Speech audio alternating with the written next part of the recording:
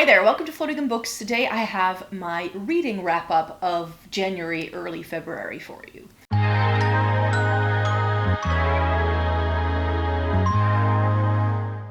Welcome to everybody watching today. Thank you so very much for joining me. At the start of 2026, I kicked things off with 4 new books that I've read, and I'm super happy with that. I'm already on track for still hitting my reading goal. How long that's going to last, I don't know, but I've definitely been feeling more like reading than I have in like the past 5 years, it feels. So we're doing pretty good. I also finished a really big book, so that's something I'm super happy with. So let me talk you through what it is I read and how successful these were for me. So my first book of the year is something that I picked up when I was in London, and I had heard really mixed reviews about this. This was only £3 from the works. It's called The Murder at Holly House by Denzil Meyrick. I don't know how to say his name. I think it's a him. And this just sounded like a cutesy murder mystery set around Christmas time. So I started reading this at the end of the new year, or like right around like January 1st, and I finished it in about like a week. It's about 300 pages or so, and this was such a fun romp. Would I recommend this to everyone? No, because I do understand the critiques that this has, because this starts off as like your standard cozy mystery. We have a police constable who has sort of fallen out of favor with his local police department in like a slightly bigger city. So he's sent to a small town where things are probably going to be very quiet, everybody thinks, including himself. It's set around like just the tail end of the Second World War, so like late 40s, early 50s, so to speak. And not everything in this little town that he goes to is as it seems. It starts with a murder at Holly House with a body stuck up a chimney, and for a very long time you think that that's the murder case we're solving, but this tale unravels into so many different directions. And the main critique I found about this is that a lot of people feel it didn't have to. I kind of enjoyed that. I kind of enjoyed the fact that it went all over the place and that nothing in this village was the way it seems, and his father gets involved, and it, like I said, it was just a fun romp. I had not expected anything more than that. This is just a really incredibly just funny, a little bit condescending sometimes for the time period, because we're sort of reading a like diary from this police officer and someone else who we don't know. It's not disclosed who this person is. Sort of writes down his uncle's memoirs, who has been this police officer. So it's sort of a portmanteau where we get a story within a story. We don't know who the main narrator is, and we also don't know how truthful they are, because like I said, it's never disclosed who they are. But it sort of starts as this like, I found the diaries of that my uncle wrote when he was a police officer, and look at this. So you get some like true like police reports, and the language in the book is also there for a little bit old-timey. It's sort of like late 40s, early 50s. It's definitely more like a written thing. There is dialogue, but it can therefore feel a little slow, especially to a modern reader, I think. But I had fun reading this. This was a really nice sort of cozy read, which is what I was hoping for. And for only £3, I really can't knock it. This was a 3-star read for me. I'm not too, like, if you've never, like, been with me for reading reviews, I'm like, three stars to me is, like, that was a fun read. 4 stars is, like, that was a good book, and 5 stars was, like, life-changing. So I don't give out a lot of 5 stars, just so you know. I don't think I've read a 5-star read in, like, the last 3 years. Second book I ended up reading was this big behemoth. I was still going through the Sarah J. Maas Crescent City series. This is the 3rd series by her that I've read. I've read Throne of Glass back when that was very trending. Then I read ACOTAR when that first became very trending. And now I've read the entirety of the Crescent City series. I started this last year. I read books 1 and 2 then. And those were enjoyable. I ended up liking them a lot because of the final 200 pages. And this book really redeemed the series for me because I was afraid that this was going to be as slow as the other two novels. This one is over 800 pages, so it's a big one. Or it's exactly 800 pages or something like that, at least. It's a big boy. And what I find with the first two books in the series, I really struggled. Like, the first book, you really have to get to know the characters. Then there was only, like, loads of action in, like, the last 200 pages or so. But you first had to get through those 600 pages of people just, like, having banter. And you're meant to then, like, love these characters in a way that I didn't love them because we kind of just fell in the middle of the story, and I felt like the way we were told to relate to these characters wasn't how I wanted to relate to them, you could say. And it was in true classic Sarah J. Maas style. Both of those books had moments in where our main character is main charactering off screen. So you get an 800-page book. I think the first one was like 700, and then the second one was 750, and this one is 800. And she does this in Throne of Glass as well, where it's like the main character is supposed to be this amazing assassin, and we don't see her being an amazing assassin until like book 4, you know? And it's like, so you're told that this character is brilliant and amazing, but you don't actually see them do the scheming. And that really set me, like, especially in the second novel, I was like, that was cheap. Like, there's this conclusion at the end, and you're like, wait, so you planned this all along, and we never got to see the planning, yet we spend half the book inside her head? To me, that feels like it's supposed to be like this like mic drop moment in the book, right? And to me, it just feels like bad plotting. I'm like, I want to be there for the plotting. I want to know what the plan is, and I want to know whether the plan pays out, you know, whether it pays off. So there were flaws with this book series for sure, but in the third book, everything comes to a conclusion. So yes, you do need to read all 3 in order to get to this. And this one I liked a lot better. It was 4 stars for me, mainly because a lot of the promises that were made in the first 2 novels, it delivered on. That's the only reason why I gave it 4 stars. In the end, there are massive battles, and this plot keeps moving a lot more than the other 2 stories. The other 2 books are much more character-driven. This is a little bit more plot-driven, especially because after the final events in the second book, there are certain things that have to happen. The reason why this wasn't 5-star for me is because we followed too many characters. In the first 2 books, a wide cast of characters is introduced to us, and in this book, they all get their happily ever after in one way or another. So this book is trying to just tie everything up with a very nice, pretty little bow, and that's the reason why this wasn't 5 stars to me. Everybody has their own storyline, and at a certain point in time, there was just too much happening, and I was like, okay, can we just like stick to the main, like, can we just stick to what we're doing? And that is something that I felt was a bit of a letdown, especially because one of those characters we follow and we get a lot of background on is a fairly new character, as in it's a character that's already introduced, but they get a slightly different narrative in this story, especially. So I liked it. I had a good time. I ended up reading this entire big boy in just over a week. It took me, I averaged about 100 pages a day when I was reading this. So it was a good one. I had a great time with this. I don't think that if Sarah J. Maas comes out with any new series, I will still be picking them up because of the things I just told you. This is a pattern that I've seen with her in all of the books I've read by her. It's why I didn't pick up Silver Flames from the ACOTAR trilogy or series. And as enjoyable and as amazing a lot of people say that these books are, I don't think they are that amazing. Sure, they're fun. They're a lot of fun to read, but I always feel like, and I can't really pinpoint it, but I always want a little bit more.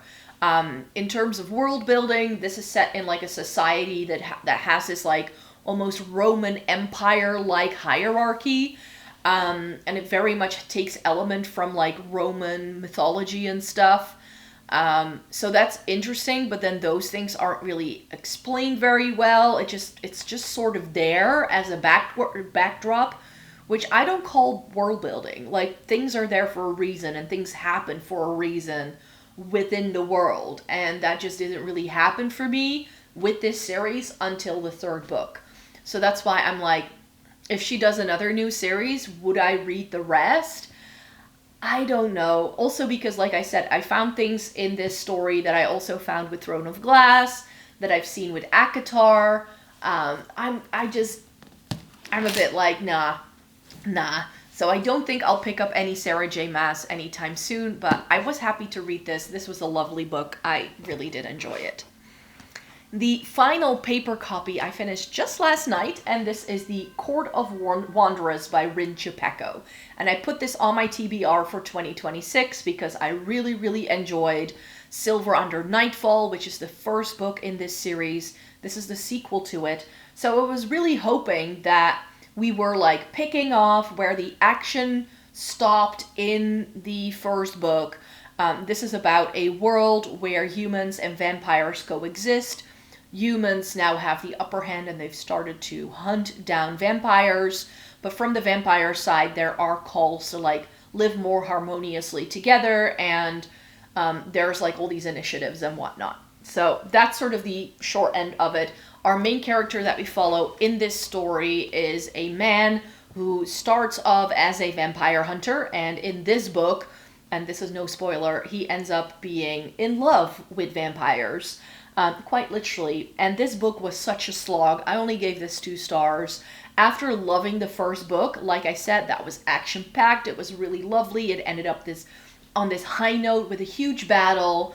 So then you're thinking, okay, we're gonna go in like that. And it had all the feelings of it in like the first couple of chapters. We're racing down the road with one of the vampires being hurt. She hurt herself in the final battle, and our main character and his 2 vampire friends are trying to get her to safety as quickly as possible.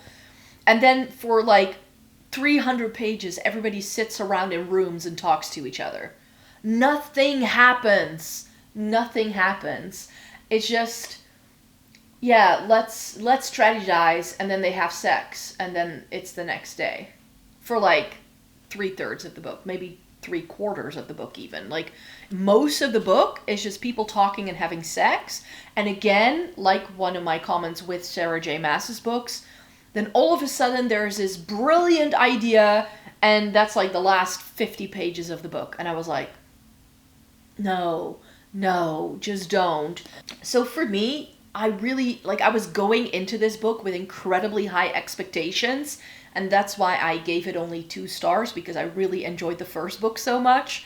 So I was really hoping for like something similarly, because at the end of the first novel, this huge nemesis is revealed. And this nemesis does crop up from time to time in this story, but then like nothing happens. It's like you're facing off with your nemesis and it's like 2 lines, and then the rest of the book is just, and then they had sex. And I'm like, so this is just, the focus wasn't on the right things for me. If you like very romance-driven stories, then maybe you will like this more than I did.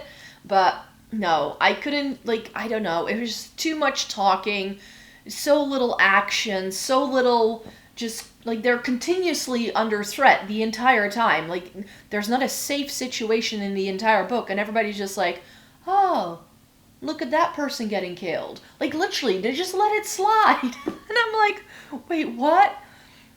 It was trying, I don't know. I don't know what they were trying to do with this book, but it was very much more about the relationships rather than, like, the politics and the scheming behind the relationships to make it work. So I don't mind it if there's relationships and stuff in books. I really don't.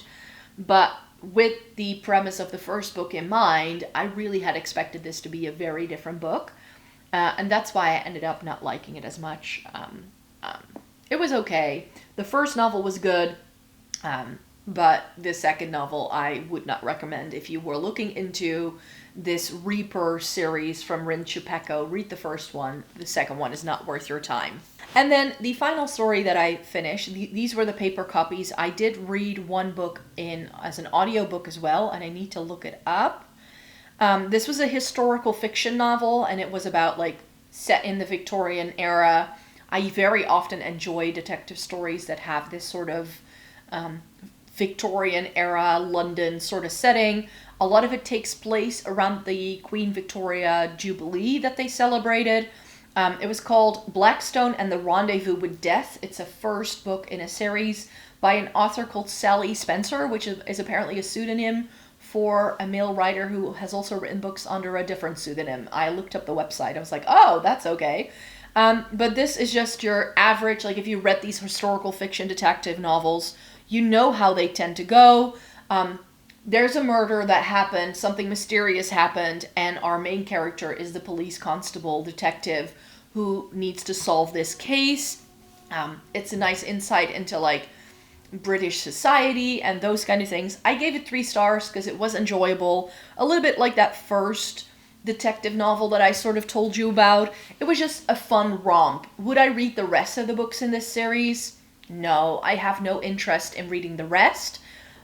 Mainly because I'm like, yeah, this just felt like a nice conclusion and I don't need there to be more with these characters, but this is one of those stories where it was pretty well done. It was like, it's like set within a specific historical time period and not everything that happens is fully historically accurate, but there certainly are elements there that are. It refers to like the time period of like Queen Victoria, but there's like weird snippets of like where all of a sudden in Queen Victoria's head that has nothing to do with the plot or anything else that's going on.